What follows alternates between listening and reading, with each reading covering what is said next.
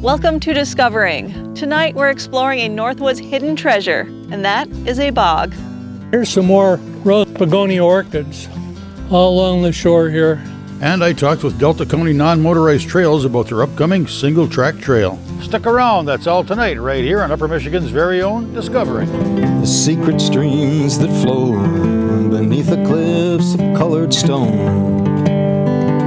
Forests thick and healthy with birch and pine and oak. Surrounded by the greatest lakes this world has ever known. The black bear's awesome presence as he roams the hills and fields. Call of the timber wolf, the loon's lonesome trill. The eagle soaring high above, the trout lies deep and still. These are what I treasure, the only way I measure feelings that I have for this fine land. There is so much to discover when you're a long-time lover of northern Michigan.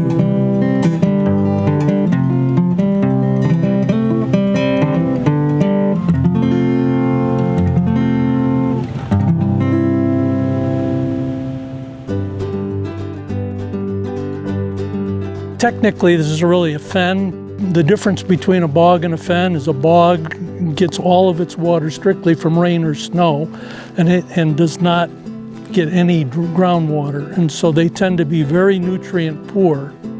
Fens are a little bit richer because they do get a lot of water and minerals from groundwater. We're standing on a floating mat here, so there's water underneath it. As they grow, they extend out over the water's edge, and eventually, given enough time, they will actually close over the lake and it'll become a meadow. It takes perhaps hundreds or even thousands of years, but all lakes up here are destined to become meadows and ultimately forests sooner or later. They're only temporary. Well, it's a pretty thick mat here. Sometimes these are called quaking bogs.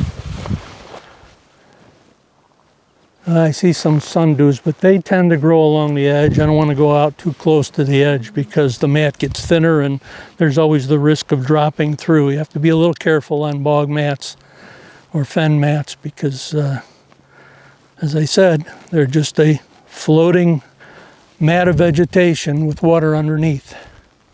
Bogs are characteristically very acidic. They have a lot of sphagnum moss that creates these mats. Everybody has heard of peat moss, and peat moss is actually dried, partially decomposed sphagnum moss. And the sphagnum moss can hold tremendous amounts of moisture. I think I heard somewhere like 70% of their weight is water. And this is what creates this environment here. Little shrubs in a bog or a fen mat. Here we have Labrador tea, very fuzzy undersurface of the leaves. It's believed that that helps prevent a lot of evaporation or transpiration, helps hold moisture, retain moisture in the leaves. And it's more important in the wintertime than it is in the summer. Here we have one of the neat things that I love about bogs is they are a great place to find relatively rare orchids or our native orchids. This happens to be called grass pink or Calipogan orchid. There are certain times of year, if you hit it just right, the bog mats are just covered with these orchids. There's also a lot of sedges, these very grass-like things. And then we have a beginning of one of the flowers of a sedge. This sedge is called tawny cotton grass, and it's still a little immature. But if you come later in the late summer, early fall, the bog will be covered with all of these plants that have like a little cotton ball at the top, which is the seed head. And they'll just blow in the wind, and this particular one species stands pretty tall. It gets 2-3 feet tall.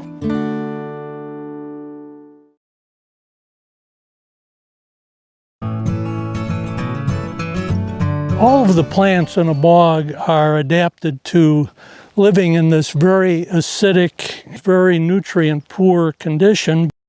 The pitcher plants are adapted to catching insects in these traps. These are a carnivorous plant. Their leaves are formed into a pitcher and they fill with rainwater. The insects are attracted to the leaves. They emit an odor that's desirable for the insects. The veination, red veins in there, direct the insects to crawl down the edge of the leaf, and there are numerous tiny bristles pointing downward on the leaf, so they can easily go down, but they can't climb back up because the bristles are in their way.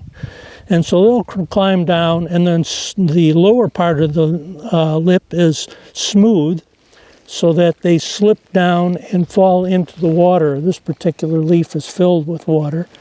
And then the leaf exudes digestive enzymes into that water and digests the insects. Not like we do. They don't get proteins and carbohydrates and fats from the insects. Rather, they depend on getting nitrogen from the organic compounds they digest from the insects. These are the flowers of the pitcher plant. They're actually, by this time of year, they're the seed pods. And here we have a little bent over plant called swamp loosestrife or swamp candles. Actually a native plant. It's not closely related to purple loosestrife, which is an aquatic invasive or wetland invasive up here. And here's a yellow spider running around on it. I have no idea what that spider is, but it's camouflaged and colored to match the colors of the swamp candle. On the mat edge, and actually follow the growth of the mat out from the tree line, you have black spruce here and tamarack. These are trees that are relatively tolerant to acid conditions and actually like that acid. That tree could be 100 years old. They grow very, very slowly in the bogs. This is wild cranberry. I don't see any cranberries in this patch, but we will ultimately find some somewhere along the lake edge. And these are another orchid, rose begonia orchid. Also tend to be abundant in bogs, but are found nowhere else, no other kind of habitat. And they generally grow along the edge in more of a fen-like condition where they're literally in very soaking water.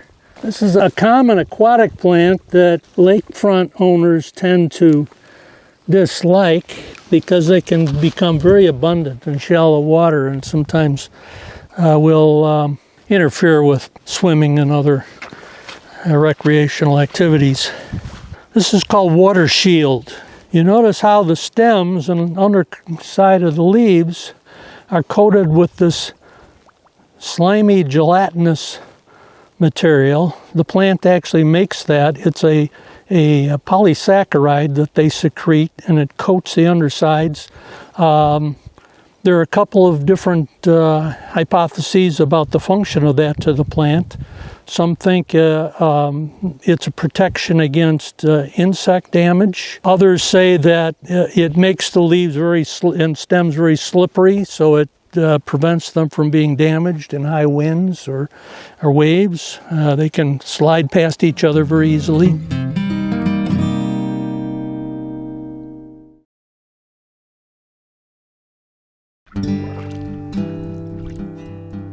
There's two small lakes here that are attached together by a network of channels through floating bog mats. So you can get really up close and personal with the bog mat and the plants that grow on them. This is investigating bogs in style. Keep your feet dry. Two other heaths that grow in these kind of environments that are common in bogs and fens. Bog rosemary here, and these are the berries. Bog rosemary produces flowers that resemble the flowers of blueberry, and it's not related to the horticultural herb rosemary, but the leaves look very much like it. And then you have bog laurel, which is Also has very linear leaves. The seeds of the bog laurel are more brownish. Here's some more rose begonia orchids all along the shore here.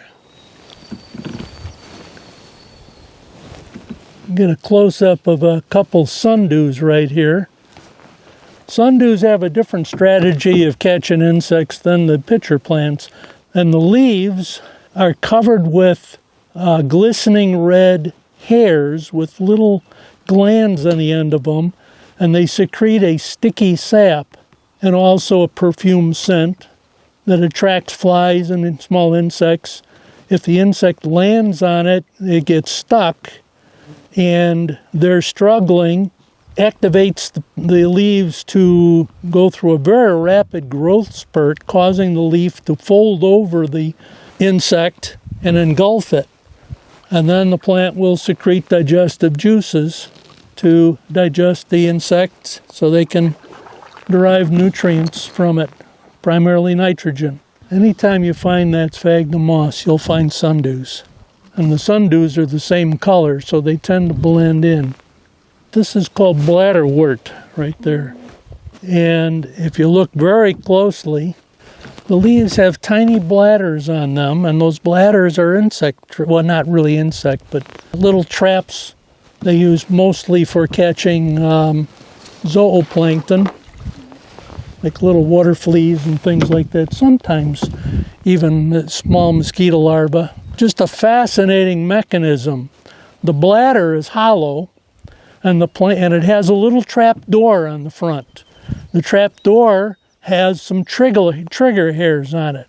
What the plant will do is pump the water out of the trap, creating a vacuum, and then if a little protozoan or a little water crustacean comes swimming by and bumps those hairs, the trap door springs open, creating a suction that sucks the little critter in, and then it slams shut. And the action is so fast that you can't really observe it. Here's the yellow flower of another species of bladderwort called horn bladderwort. And that bladderwort is not a free-floating form. That one, the roots and stems are actually in the muck, and the bladders are down in the muck. There's an 19th century naturalist by the name of John Burroughs who made the statement once that the horn bladderwort has the sweetest smelling flowers we have in North America. Looks to me like this was not a good year for cranberries. I haven't seen a single cranberry fruit yet. Probably we had some late frosts. This little bog lake has very abundant cranberry normally. They would be green this time of year, but they should be quite visible. Here's some old ones from last year. They actually do last a long time if something doesn't find them and eat them. Wild cranberries. They're probably a little fermented. You want to try one? Very good.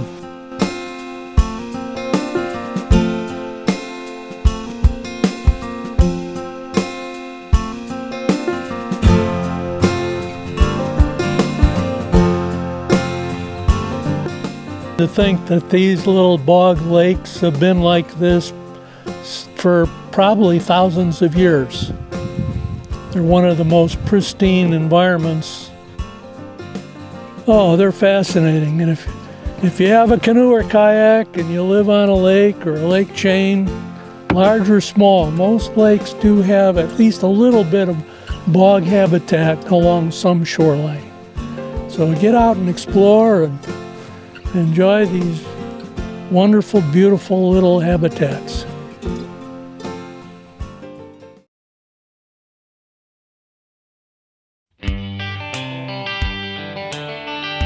The Upper Peninsula is home to some of the most beautiful backwoods anywhere. A great way to explore some of that beauty is to take advantage of the hiking and biking trails that provide easy access.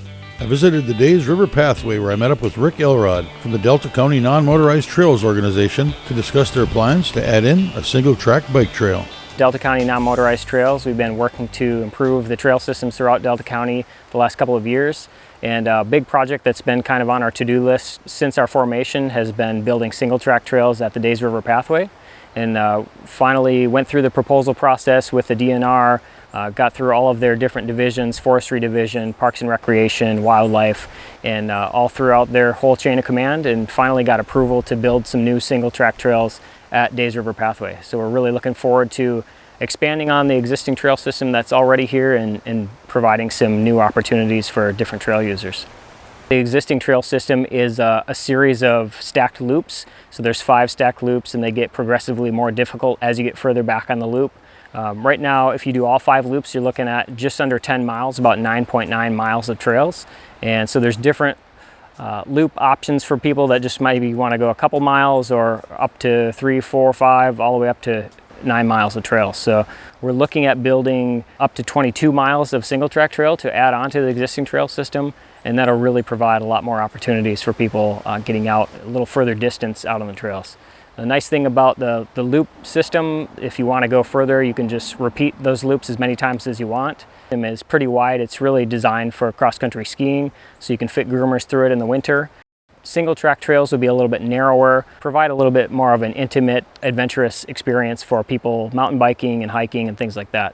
Similar to the existing trail system, we'll have a series of different loops for the single track. As you get further back on the trail system, the terrain gets a little bit more rolling and hilly, so it'll provide a little bit more difficult trails further back on the trail, and it should be a really nice winding flow trail throughout the woods here.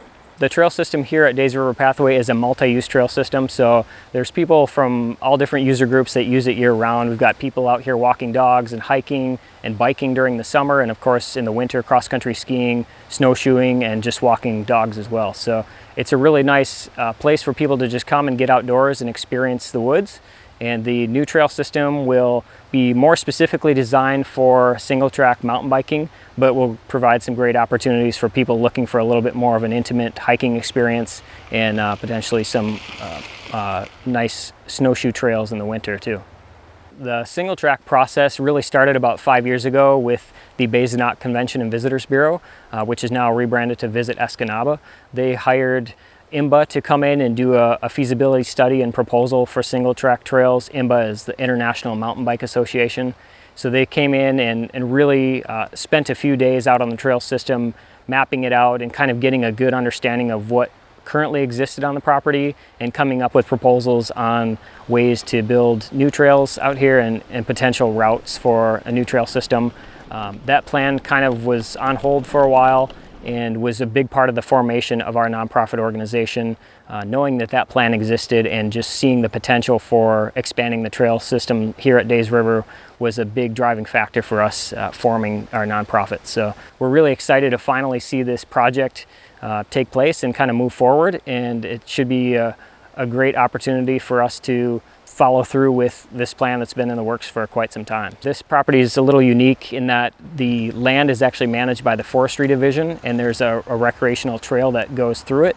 So it was a little bit of a slower process to get the project approved, but we've been able to work really closely with the DNR to come up with a route that will work well with the current plans for the property and timber operations in the future. Our organization, Delta County Non-Motorized Trails, is a 501c3 nonprofit. So all of our funding comes through donations from foundations and companies and individuals in the community. We've had a lot of great support throughout our few years in existence through different local businesses and a ton of volunteers that have spent hours and hours out on the trails improving what we currently have. So we're really thankful to everyone that's contributed to the cause so far, and really look forward to working with the community in the future to keep expanding the trail system. The property out here is very diverse. There's a lot of different forest types throughout the land here. It's a nice, gentle, rolling hills. There's not a lot of steep, rocky terrain, which will allow us to really build a trail system that's great for all experience levels and user types. Will be a really comfortable trail for beginners and a really fun trail for advanced riders. So we're really just hoping to provide opportunities for people that live in the area and people that are planning a trip to the Upper Peninsula to go on a mountain biking vacation and make us a stop along their way. There's a lot of mountain bike traffic going up to other places in the UP, in Marquette and Copper Harbor and Munising and things like that. So we're really excited to be able to provide one more opportunity for people to stop, stay in our community, spend some money in our restaurants, gas stations, hotels, things like that, and really just help to improve the community. Well, that's it for this week. Thanks for watching, and I hope to see you next week right here on Upper Michigan's very own Discovering.